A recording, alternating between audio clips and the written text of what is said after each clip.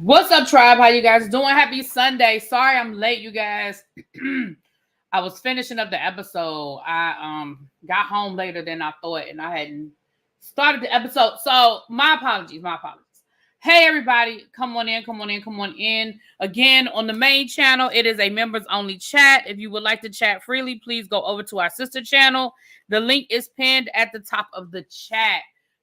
We are like 79 subscribers away from our goal over on the sister channel. So if you are not subscribed, please subscribe, you guys, so we can get that party started over there. Okay. So, hey, everybody coming in. You think the intro, it's the same intro, it's the same length of time. All right, let's get into this episode. So, I'm going to try my best not to complain about the stuff I've already complained about, because it is what it is, whatever, right? So I'm going to try my best not to complain about what we already know. So Dolores and the gang, they go to family dinners. Frank and the kids and Dolores, and basically it's they do their family dinner on Sundays. Paulie can't come, Frank's girlfriend can't come, but they, they're moving forward. Pretty much the only thing that went down at this dinner, to be honest, the only thing that really went down at this dinner was they're talking to Dolores about her living situation because Paulie's divorced. You took an edible, okay? Because Paulie's not divorced, but Dolores is like, listen, the townhouse is a beautiful place to live, but it's not mine. And Paulie and I are supposed to be looking for a spot that we can put both of our names on, but really we can't do anything until his divorce is final. Honestly, I feel like this is Dolores' storyline. Her storyline is this Paulie situation with his divorce. And honestly, listen.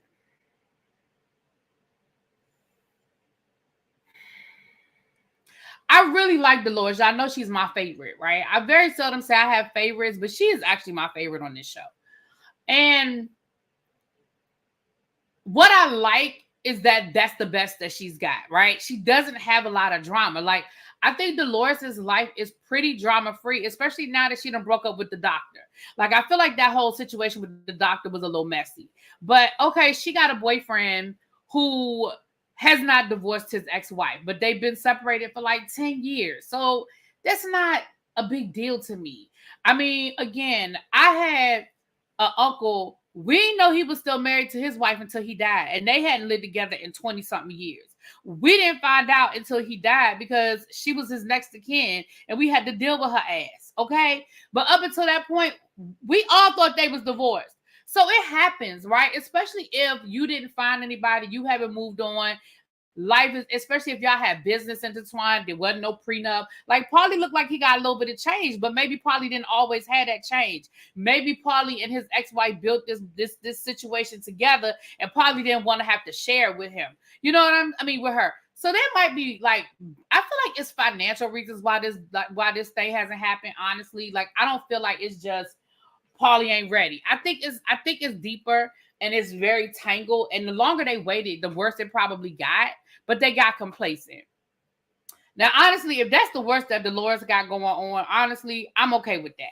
Because, it's a storyline. It's something. It goes back to the conversation we were having yesterday about reality shows. Like, this is a real storyline, right? It's not made up. It's not fabricated. Hell, it's real. Matter of fact, Dolores didn't even want to let y'all know that man was still married. Remember, it came up at the reunion, okay? Paulie is still married because the spouse wouldn't have insurance. See, I think that's a really good reason. I mean, now I have some more hey, what's up, Chuck? I have some more serious questions.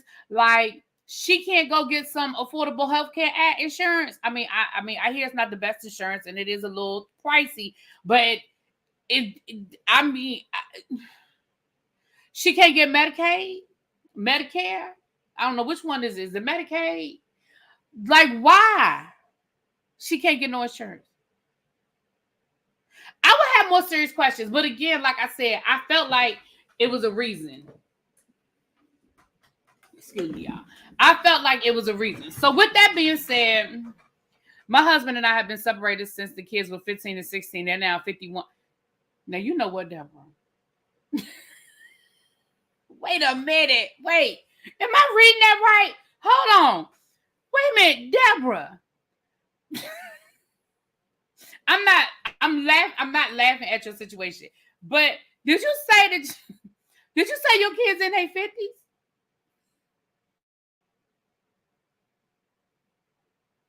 First of all, Deborah, I didn't know that you were a lady of a particular age. So congratulations to you, my love. But girl,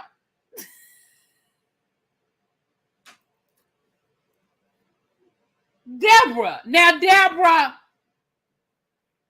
Now you can let that go. Well, shouts out to you. You look good for 72. I see that screenshot, honey. Polly's still married because she has no insurance. I think she's in that income resource donut hole. Yeah. And don't get me wrong. I know that's easier said than done. Like, I'm not going to sit here and make it seem like it's just that easy. I know it's easier said than done. But neither here nor there. My brother was in the military, and when he once went to divorce his wife, it wasn't because of his insurance. They were separated for 15 years. Yeah, again, I think that's a legitimate reason, you guys. I'm joking, but I'm serious, right? I meant what I said when I was like, there had to be a reason why the divorce wasn't final, why Paulie has sat on it. And the fact that Dolores is being so understanding tells me that there's a real reason, right?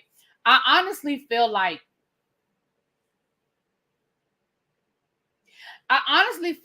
Dolores really is not pressed about the marriage situation as much as feeling safe and feeling secure. And I feel like that might be a little bit of PTSD coming out of her marriage to Frank and however that whole situation went down with the Frank situation.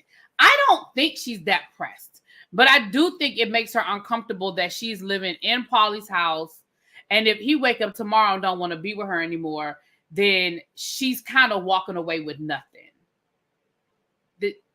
And I don't think she's a gold digger either, but I also don't believe that she's going to stick around and walk away with nothing. I mean, that's just how I feel about it. But I honestly do not think she's that pressed about getting married. I think if Paulie were to buy a house and put her name on the deed, I think she'd be good. I'm just going to be honest with y'all. If her and Paulie were to go out and buy a house and her name was somewhere on the deed, not necessarily the mortgage, but if her name was on the deed, I think she'd be good. I really think she'd be good. And I don't think she wants to be added to the house the house they're living in now. One, I don't think that's her style. Like, I think it's a beautiful house. It's clearly, it's a gorgeous house, but I don't think that's Dolores' style. So I don't think that's the house that she would necessarily want. I think she's allowing this to be her storyline, but in the grand scheme of things, I honestly don't think she cared that much. I just don't. She still has her house that the kids live in. She's driving a Rose convertible. Right. That's what I'm saying. I know she still has that house, but I just think that, again, for me personally, I just think that she wants something with her and Paul's name on it together.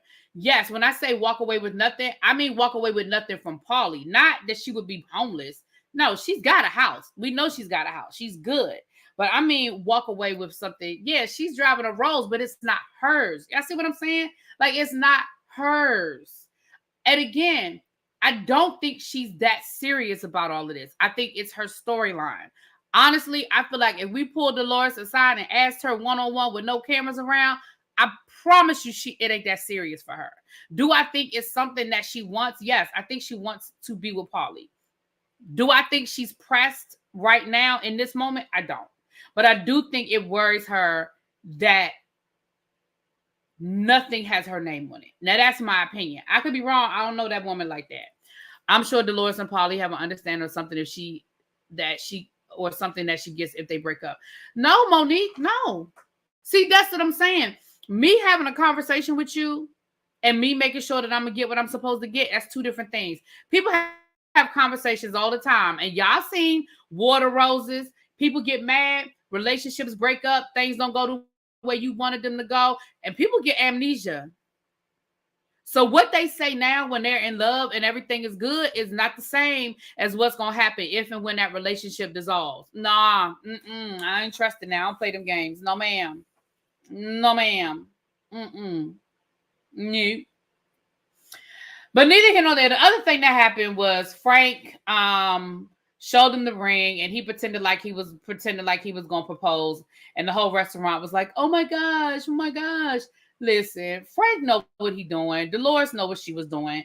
They knew that people was going to see it at the restaurant, and they knew that somebody was going to talk about it, and it was going to be in the blogs. Like, they knew what they were doing. But it's not that serious. I think it was just, they were just playing. You know what I mean? It's not that serious. It was cute. So that was pretty much that. I didn't really think I was going to spend that much time on that child. It shows security or commitment when you have something with both of you. Yeah, exactly, Kia, exactly. So, and again, do I think when things are good, it's easy for people to say what they won't do when things are good. But we all have seen, I'm sure if I asked y'all right now to write in the chat, whether it was your situation or a friend or a family member, we all have those stories where when things were good, they were good. And when things weren't good, it turned into a whole shit show. I think we all have a story. So it's easy to say now, but again, like I said, ultimately, I just don't think it's that serious. Okay, the next scene, we have Danielle, Melissa, and Rachel hanging out. The kids are there. I forgot that's how Rachel. I forgot how that's how Rachel and Melissa even knew each other, was through their kids. So they're friends. Danielle brought her son. It was cute. They did a little go-karting, yada, yada, yada. So they got to talking. And of course, they had to rehash what happened at the daggone softball game and who yelled at who and who got mad at who. And somebody tried to tell me last week that Marge started that argument with her and Jackie. Well, we saw that was Jackie that started it by going to Marge talking about, so she feel like Marge don't never have her back. And Marge was like, girl, are you crazy? Like, I have had your back through all of this bullshit with you and Teresa and you and whoever else you've been fighting with. I've always had your back and I've always been on your side. So no, Jackie sort of came at Marge first, and then that's when Marge talked about you weren't there for me for Jan and why I didn't get a copy of your book. You know what I mean?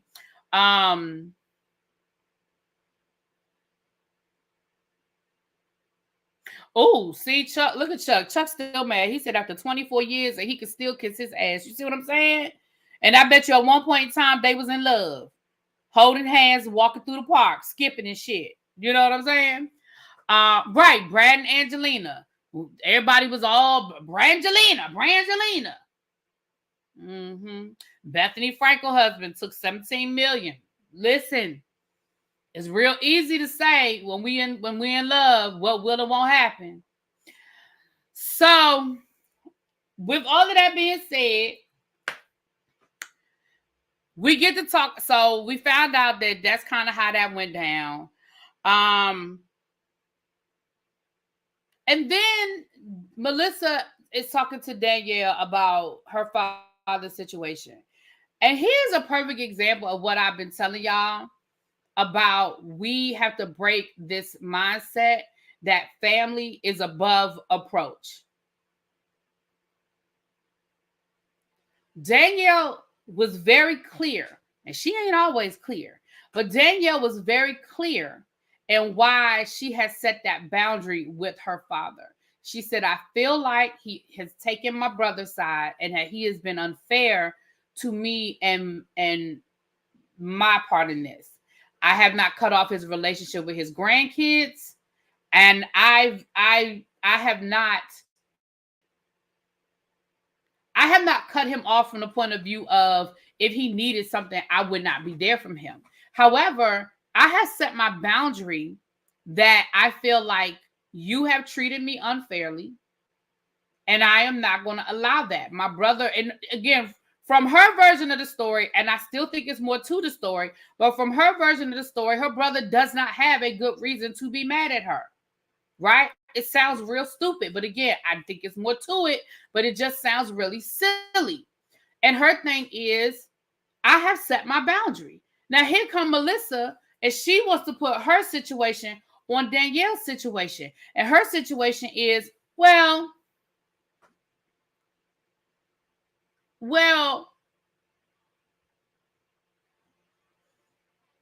I mean, I wish my dad was here for me right now that I could talk to him. Let me say something. And only Danielle can answer this question. The only thing I will say to people when they do put their boundaries in place is that is a question you have to ask yourself. That is a conversation you have to have with yourself. If this person leaves tomorrow, am I okay with where we are? And I remember when I talked to Preston from Martha's Vineyard, and he said that about his father. He said, listen, I had already mourned my relationship with my dad. Yes, it hurt that it was gone, that it was a finale on it, an exclamation point. There's no way that we can never rectify things. However, I had already mourned that because of where our relationship has always been in my life, right? Because of the way he treated me and treated my mom and treated my sister. That relationship had been mourned. So what I'm saying is if Danielle has truly accepted, listen, God forbid something happens to my father tomorrow, I am at peace because I did my part, but I also have to set my boundaries. Listen, we have got to stop encouraging toxic behavior and toxic relationships just because there is blood running between us. We've got to stop doing that. And again, it's a hard lesson and it's hurtful. It's hard and it's hurtful. But I know Melissa meant no harm. But when Danielle said, listen, my father has treated me badly and he has taken my brother's side in this, and for that, I can't, I'm good. He can still see my kids whenever he wants. I talk to my mom. If I see him, I see him. You know what I'm saying? I want to hear the full story too, because I do not think we have the whole story. I think that the story we have was the final straw. I do not think that was the whole catalyst for her and her brother falling out. I think that might be the final thing that happened that caused her and her brother to fall out. But that was pretty much what they talked about. I don't remember what order we found this out in, so let me just put it to you like this. Somewhere along the line, Jen Fessler is messy. Fessler is messy because Fessler done went back and told Danielle that them people was talking about her down to the dog party and even told her that Jennifer was imitating her. Now, I don't feel like Jennifer was making fun of Danielle. We all know that Jennifer does her impressions of people, and she's actually pretty good at it, honestly. You know what I mean? Whether you like Jennifer Aiden or not, y'all can't be mad. Y'all can't deny the fact that Jennifer Aiden is actually pretty good at these daggone impressions, right? And she did a really good Danielle impression. She actually did. Yeah. Oh, thank you, Chuck. They did. They talked about this New York Fashion Week situation. And she said, listen, I don't have enough tickets for everybody, but I'm going to invite Melissa because Melissa has supported me and she supported bougie kids. She let me have a pop-up. She's been checking on me. She's been helping me out. So I'm going to have a brunch for everybody, but I only have a limited number of tickets for people to come to Fashion Week. I feel like that's valid and I feel like that's fair. If you feel like Melissa has been more supportive of your brand and Melissa has been helpful in getting you to this point, I think that's fair. Like, I get it. This is a divided cast and everybody sees everything as a blow against them or as some sort of, oh, you taking a dig at me. But no, I think if I have a limited number of tickets and I have to make a decision, I would base it on who has helped me. You know what I'm saying? Jennifer is really hilarious. I just wish she used her powers for good. Yeah, Jennifer, listen, Jennifer's impressions are spot on. I don't care what nobody say. They are hilarious and they're spot on. She's really good. I want to see her. Maybe I missed it. Has she done one of Teresa? Because I would love to see her do an impression of Teresa Child. But she's so I don't feel. And again, I would need to hear what Fessler said because what Fessler said and what Danielle heard or what Marge heard might not be the same thing. I don't know if Fessler said she was making fun of you or she said she was imitating you. Right? But the fact that she went back and told her about that conversation with the hairdresser. Now, let me say this. On one hand, let me rewind. I'm gonna rewind what I just said. Maybe messy isn't the word I should use. Maybe messy isn't the word I should use, because I do not know what Jen Fessler's relationship is to Danielle. Because honestly, if I'm sitting somewhere and somebody's hairdresser is talking ish about them, and I'm cool with that person, I rock with that person, I probably would go back and tell that person. I probably would. So let me not say that Fessler was being messy, because she was talking to her friend. Her and Marge are friends for real. Like, they were friends before the show. They're friends in real life. Like, they're friends. I probably would have told my girl. I ain't gonna lie. So let me take that back. I'm gonna rewind that. She not messy. Not all she would have to do is flip a table. What's up, Dominique Zavarro? Yes, flip a table, child. But let's be clear. She did not flip. We're going to stop saying Teresa flipped that table. She did not flip that table. She tilted it a little bit. She was mad. Jen Aiden also told that woman to tell. Yes. And again, Jennifer Aiden, for all that you was trying to act all innocent in this episode about how you did not set Danielle up, you're doing the exact same thing again, because you wanted that woman to tell that story in front of all them people. One, you already knew the story, but you didn't want to get your hands dirty. You said that in your confessional. And two, yes, that champagne is burned. Absolutely. And two, you wanted that story out there because I don't know if you and Teresa decided that Danielle was next. I don't know. But you put that up. You set that girl up. Okay. So then we see Teresa and Jennifer Aiden going to have facials down at Bill. I didn't realize Bill had his own clinic. I didn't realize that. But down to there, they was getting facials at Bill's spot, Bill's little situation. And while that was happening, we saw Marge talking to Big Marge, and Big Marge had to have surgery, child. She had something going on, some conditions, something going on with her esophagus situation. But she's talking to them about, she's talking to Bill, I mean, not Bill, her husband and Big Marge about the baseball game. And, you know, she's downloading them. She's downloading everybody, okay? Now, let me say this. Jackie Goldenheimer, Goldschneider, Goldschlager, Jackie, how you gonna say, like, she literally said this in the same confessional, I'm not stupid. I know that Teresa and Jennifer are trying to get ammunition on Marge. I'm not stupid. And then she literally says, like, 5 seconds later, I mean, I'm okay with some of them trying to be her friend. And I'm like, but you literally just said, you know, they're not trying to be your friend. They're just trying to use you to get ammunition to come at Marge. So what do you mean you're not stupid? Clearly you are, because you have to know and understand that their intentions are not pure. And then here comes Teresa all of a sudden, I'm going to follow her back. I'm glad that she sees what they're doing. I'm glad that she understands what they're doing. And then she's going to start the conversation off and say, I'm not going to talk to y'all about Marge. Then you turn around and have a whole conversation with them about Marge.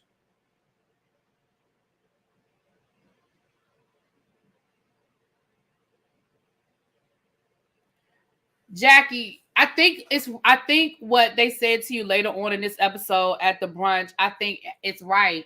You want to be accepted by the cool kids. And in your mind, Teresa and Jennifer are the cool kids. You are willing to sacrifice your relationship with Margaret and Melissa. And I'm going to tell you what it is. See, I'm going to have to just go behind the wall on this one. She just wants to be on the show full time, not a friend of. I'm telling you.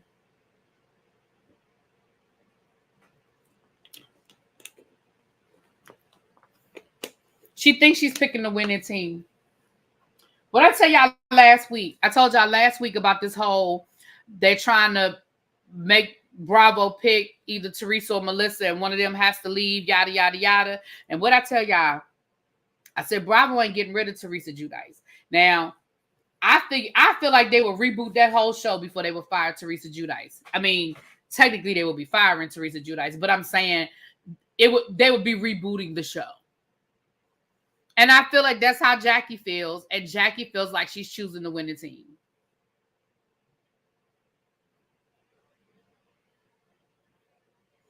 That's what I think Jackie's doing. She's hedging her bets, and I think she's choosing the winning team.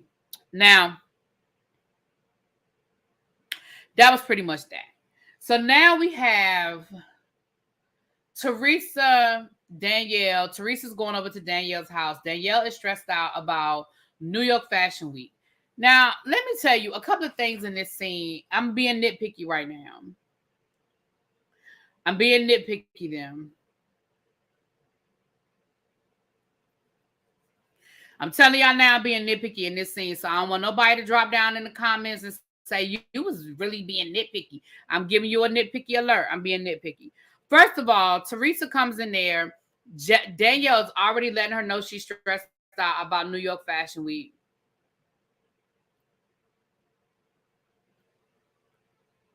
Why Teresa ain't talked to that lady about New York Fashion Week? We know Teresa. I mean, and I know it's fresh in my memory because I'm just watching the old episodes. But we know that Teresa has experience with kids and New York Fashion Week. We know that Teresa has experience with boutiques and clothing and New York Fashion Week. Why she ain't tell that girl? Like, why she didn't talk to that lady about, well, you know, I did it with Gia. I know that was, you know, I know that was some years ago, but it's really cool. Like, it's don't stress out. Like, I feel like Teresa was like, that was clearly a scene where Teresa was there so she wouldn't get fined. Teresa looked like she absolutely could care less about being there. She could care less about trying to have a conversation with Danielle. She could care less about trying to soothe Danielle's anxieties. Like, I did not feel none of that from Teresa in that moment. I feel like she was just going through the motions because she could have given her so much in that moment. And then when Teresa was looking at the clothes and she was like, oh yeah, this is basic. I knew what she meant. I knew she didn't mean any offense by the word basic. She meant this is something that's real simple that people will want to buy because let's be clear, ain't nobody buying the couture shit. Like, that's not how people shop, not regular people. Especially for kids. They want something that's going to be cute, that if it gets stained up, they don't care because they didn't spend $1 million on it. Like, that's what it is. So when Teresa was like, I mean, she should understand the lingo. She's going to be in this business. I think Danielle was just stressed out. She heard the word basic and it took her into a place of, oh my gosh, no, not basic. No, not basic. I don't think she meant it like she didn't understand what the fuck he was talking about. Now, again, I understand maybe I was being nitpicky, but I honestly feel like Teresa really did not want to be there in that moment. And I feel like she was just going through the motions. And so she was giving Danielle nothing. So then Danielle is talking to Teresa. Well, I heard that I was talked about at Jennifer's situation. And she brought up the whole setup again. And she said she still feels like Jennifer set her up. Teresa was like, well, you got to ask Jennifer. I mean, you need to talk to Jennifer. And every time Danielle tried to have a conversation with Teresa, like, let's be clear. Teresa, girl, you've been doing this for 20 years. You know what it is. You know what the conversation is supposed to be. You know that y'all supposed to be downloading the baseball game and downloading all that happened. You know that you're supposed to be talking to Danielle about whatever it is that Danielle was trying to bring up. And baby, Teresa was giving that girl nothing. And that's why I said whatever was going on with Danielle had already been put in place. I don't know what happened over the off season with Danielle. I don't know if some things got back to Teresa about Danielle, but for whatever reason, it was clear that Teresa had it out for Danielle. I don't know, because it looked like everything was cool when Danielle came over there, when they got them treatments a couple of weeks ago. So maybe when they went down to the shore, maybe some shit went down when they was down at the shore. Maybe, I don't know. Maybe Teresa didn't feel like Danielle kissed the ring enough while they was down at the Jersey Shore. I don't know. But what I do know is it is clear that Teresa and Jennifer Aiden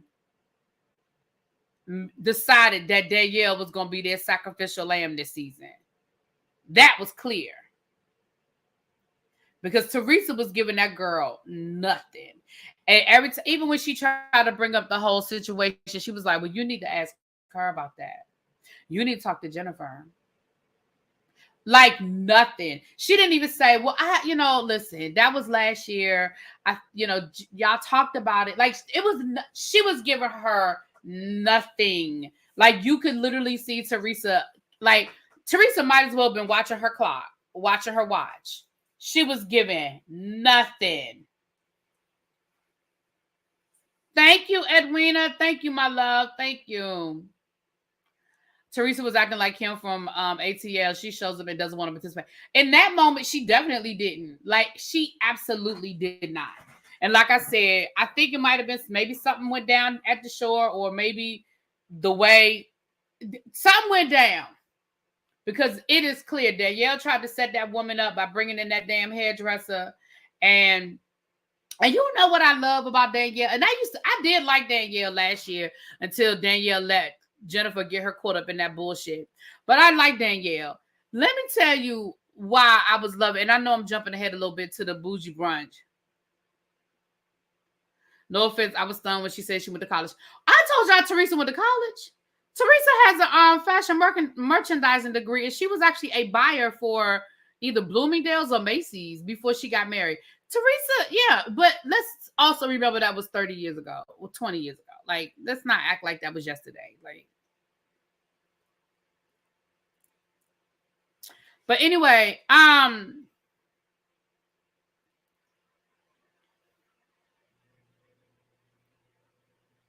y'all made me lose my train of thought. Excuse me.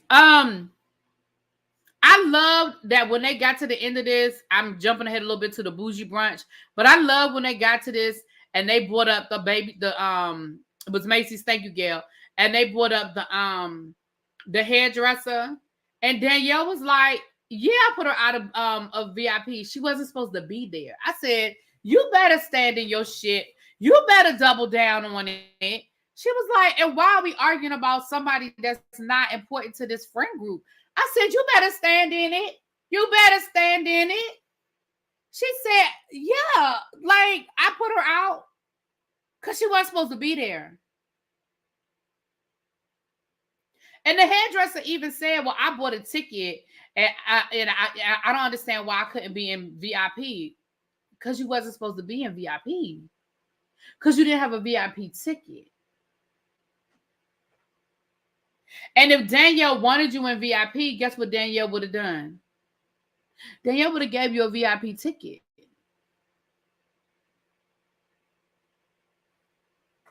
I remember when Teresa told Joe when Teresa and Joe were on MTV True Life, I have a Jersey Shore house, and she was in school on there. That was before they were married.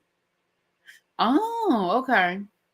Did you catch when Teresa told Danielle she should not have repeated it? She should not be repeating stuff either.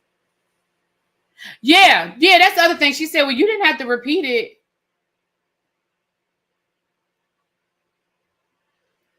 Again, they set that girl up last year, and they set her up last year. They absolutely wanted her. And now, and see, what I find interesting is now that you and Teresa have had time to talk and come up with a story. Now you've got this perfect explanation as to why you didn't want Jennifer to Danielle to repeat the story last season. It's because you didn't want to expose the fact that Joe had a conversation with Louis, which doesn't make sense. Who cares? Who cares if Joe had a conversation with Louis? Why is that important? Like, it didn't even make no sense. Thank you, Miss B. Carter. Right, Kenya. I didn't understand. Kenya said I didn't understand that scene last week at Jennifer's house. Why are they assuming that woman is entitled to be anywhere? Right. Just because you did that woman's hair does not mean you get to be in VIP. I'm sorry. And it sounds like you did her hair before the event, which means that you would have been at that event regardless if I called you to do my hair or not. And I get it that you did her a favor. That's great. But if you had said, hey, girl, I'm going to open up my salon. I know you're in a bind. I know you're in a little bit of a fix. You think you could get me a VIP? That would have been another conversation. But it sounds like you had already bought a ticket before you even knew you were doing Danielle's hair. So if you wanted a VIP ticket, then you should have bought a VIP ticket.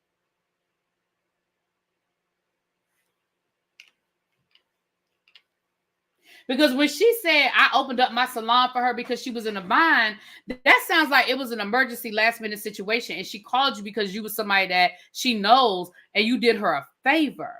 But I'm sure she paid you because if she, like I said last week, if she hadn't paid you, I'm sure you would have said that she didn't even give me any money. So I'm sure she paid you for your inconvenience, which means that, again, you already had a ticket to this event. So you felt entitled to be in VIP. When Teresa told Danielle that she didn't have to repeat it, told me that Teresa was the mastermind. Right. Well, Teresa is definitely the mastermind because, listen, how would Jennifer have had that information? If Louis had talked to Joe, which means that Melissa and Joe knew about it and Teresa and Louis knew about it, how did Jennifer even know to tell Danielle? Anyway, so Jennifer and Melissa go to lunch so they could try to hash out their issues. I'm going to be honest with you. I just feel like that's the hamster wheel and ain't nobody trying to get off. I feel like Melissa was trying to make nice with Jennifer because, hey, Angie, thank you. I have not watched one episode of Jersey season, but I'm here for your reviews. Thank you so much, my love. And thank you for the super chat. I appreciate it. What that says to me is that, shoot, I lost my train of thought. Golly. What was I talking about? Shit. Oh, the hamster wheel. Melissa was trying to make nice with Jennifer, and Jennifer was trying to make nice with Melissa because, again, Jennifer is hedging her bets and Melissa is hedging her bets because Jennifer understands that Teresa Giudice might be able to pick and choose who she's going to film with because she know that Bravo ain't going to do nothing with her, but I don't have that same luxury. And Teresa, yes, me being her sidekick is cool and all, but I've got to be able to film with other people. And Melissa understands that she's got to hedge her bets as well because, again, she talked Billy badass, but she know that she need to be able to film with as many people as possible. Let's call a thing a thing. So both of them are going to try to make this thing work once again, even though all they do is talk ish about each other. Even in that daggone lunch, Danielle is talking ish about Joe. And Melissa was like, girl, if we're going to make this work, you can't be talking ish about my man. Like, you can't be saying that he got a limp dick. Like, we can't do that. Hello? You can't be talking ish about my man. So then they decide they're going to try to work this out. But once again, we hear Jennifer giving her version of what happened. And that was the first time that we've heard, thank you, Tracy. We need 78 more subscribers. If you are not subscribed to the sister channel, please make sure you guys go subscribe over there. That's the first time we've heard this version of the story about, well, I couldn't tell Danielle without telling your story, and that wasn't my story to tell. Girl, what? Y'all really worked on that. It took y'all how many months to come up with that one? Because that don't even make no damn sense. So it wasn't your story to tell about about the fact that Melissa already knew and how Melissa already knew, but it was your story to tell that Melissa cheated on her husband. Make that make sense.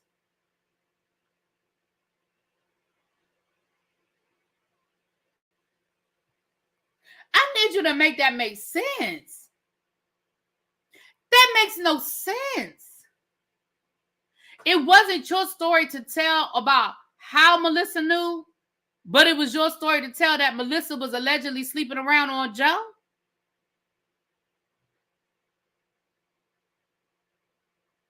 I mean, am I tripping? Y'all tell me if I'm tripping. Chuck, I know you'll get me together. Chuck, tell me if I'm tripping. Am I understanding that right?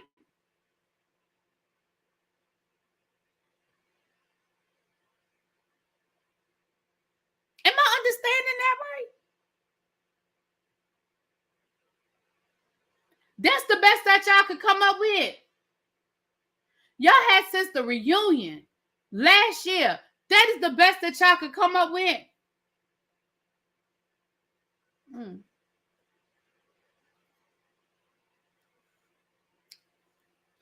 Now, while this was going on, Melissa, Jim Fessler, and Marge, they had lunch over Marge's house. And again, we're downloading what happened at the daggone baseball game.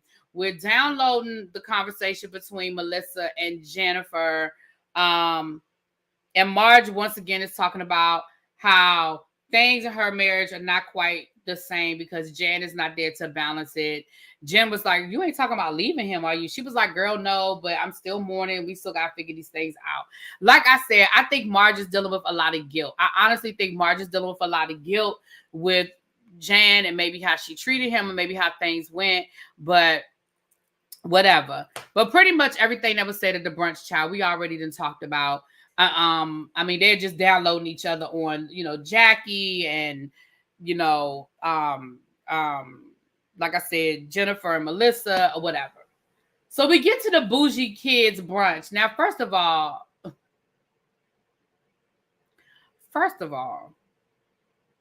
this theme was so New Jersey.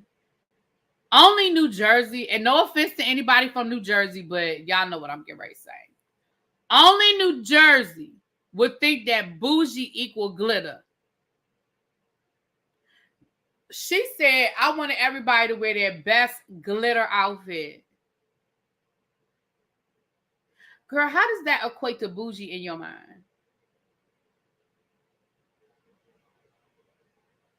How do you hear bougie? So you came in looking like a Studio 54 reject with your pants and your heels and your solid gold,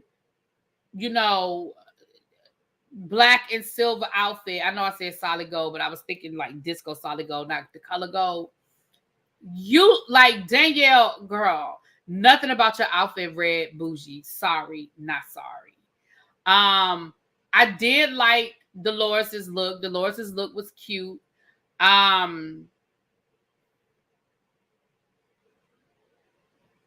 I did like.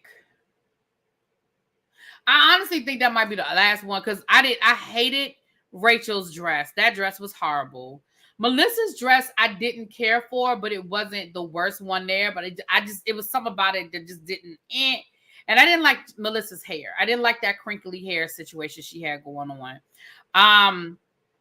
Jennifer's taste is horrible for me. Like I very seldom like anything Jennifer wears. I like the bags that she carries, but I very seldom like her clothes. I very seldom like what Teresa wears, so there's that. Child, let's just leave it there. But only in New Jersey would she have equated bougie and glitter. Let me read a couple of these comments. Hold on. After all that's now hit the fan, I don't think Teresa is untouchable to NBC. From what I've heard and read, the entire franchise is in trouble. Right, but I think they'll throw the whole franchise out before they would fire Teresa and just leave it as is.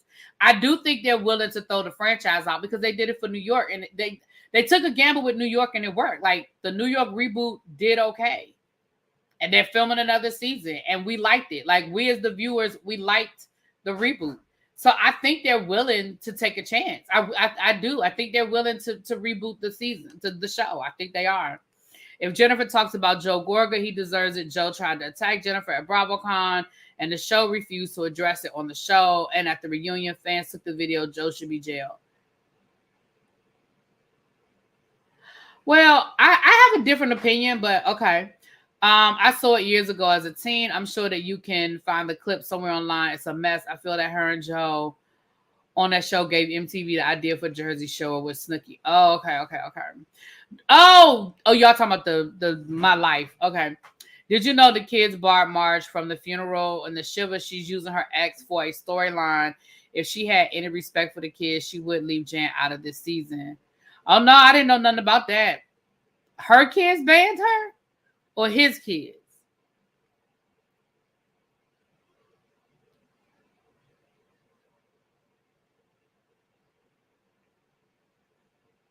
Yeah, something expensive, but glitter chaba.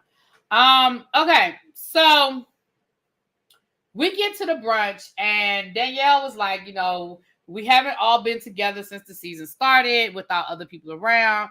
I thought this would be really cool for us to do it this way. I want to thank everybody for being here, yada, yada, yada. First of all, Teresa going to be mad when she found out that you invited Melissa to New York Fashion Week and not her, but she really going to be mad now. So, Danielle, they talk about the dog and all that, blah, blah, blah. Who cares? Danielle addresses Jennifer about what happened at the cookout, at the dog party. I can respect the fact that Danielle asked them rather than let it fester and let it be a he say, she say. Like, I can respect the fact that she asked about it, right? I'm fine with that. But again, I've already addressed that. I don't feel like Jen Aiden was making fun of Danielle, although I do believe that's how it's sort of translated back to her. And again, I already addressed that her attitude was like, who cares, child, the cookout, whatever, child. I love the fact that she was like, who cares about the hairdresser? Like, she wasn't supposed to be in VIP. And so we're sitting here turning this. And what I love is that Danielle was like, so we turning this into a thing? We're turning this into a thing because she wanted to be in VIP. And I said, no, that's a story. So from there, it evolved into what happened last year when she said, well, I feel like it's a setup, kind of like how you set me up last year. And Danielle was like, listen, let me just ask you for once and for all, did y'all set me up? So, of course, now Teresa was like, what do you mean us? What are you talking about us? She said it a million times. She said no. What else do you want from her? She said it. What do you mean us? We, us, we us. Turn it to a whole thing. Somehow, I ain't gonna say somehow, but Rachel gets into it because they get to talking about Rachel and what Teresa said about her husband calling him a big drug dealer.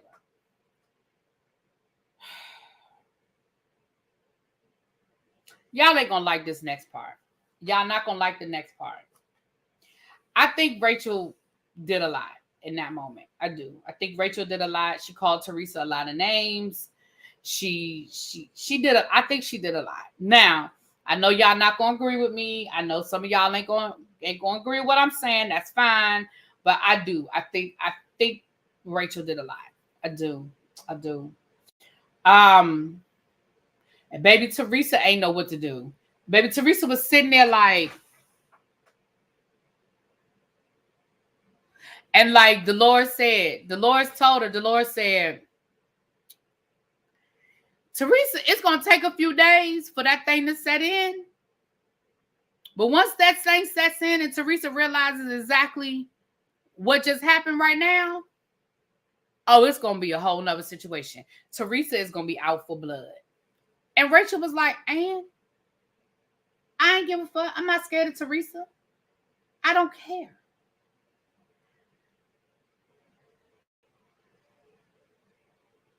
Teresa was like, I'm leaving. My daughter got a volleyball game. And I feel like nobody said bye to her. And you can see she was sort of hesitating, like, okay, like, ain't nobody going to get up. Ain't nobody going to hug me. Ain't nobody going to walk me out. Baby, Teresa was like, okay, well, I'm leaving. Okay, well, I'm leaving. Okay, I'm gone. Baby, nobody cared.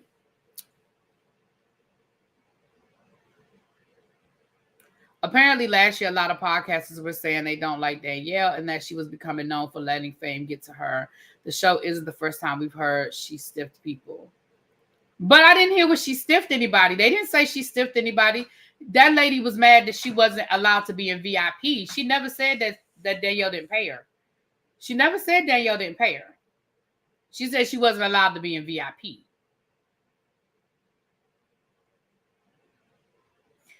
And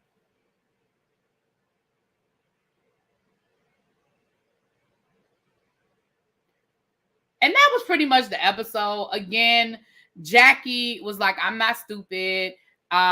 Melissa was like, girl, she literally like tried to destroy your marriage. And Jackie was like, I'm not doing this. I'm not stupid, Melissa. You want me to be mad at her about something that already happened? Like, I'm not holding on to old stuff. I'm good. I'm not mad at her anymore. And yes, I do think that Melissa was bringing up old shit so that she would be mad. I do feel like that. But the flip side is, I think Melissa was like, girl, maybe you forgot. Maybe you so caught up with trying to be her friend, you forgot all the things she did to you. Maybe I need to refresh your memory a little bit, okay? But at the end of the day, we definitely see where Jackie is trying to be on the in crowd, right? She is definitely, hey Mo, hey boo. She's definitely trying to be with the cool kids. And in her mind, Teresa and Jennifer Aiden are the cool kids. And I don't care what she says. She's absolutely trying to be on their good side. That's my opinion. Good point, really be. She didn't on the show. I'm just letting you know what the podcasters are saying. Yeah, I listen. I appreciate it. Give me shelter, but I review what I see. I try not to get into all the side talk. I really try to review what's on the show, but I appreciate that. I appreciate that. So yeah, so that was pretty much where it ended. It was a big old blow up, and I don't know where we go from here, honey. I don't know where we go from here, but that was pretty much the episode, you guys. Let me know what you guys think. If you catch this on the replay, drop it in the comments. And I will keep you guys posted. I'm going to get off here now. We'll do Dubai tomorrow. I'm about to go watch it, see what it's giving. And we'll talk about Dubai tomorrow. So meet me back here tomorrow to have the conversation about Dubai. I'll talk to y'all later. Peace. Mwah.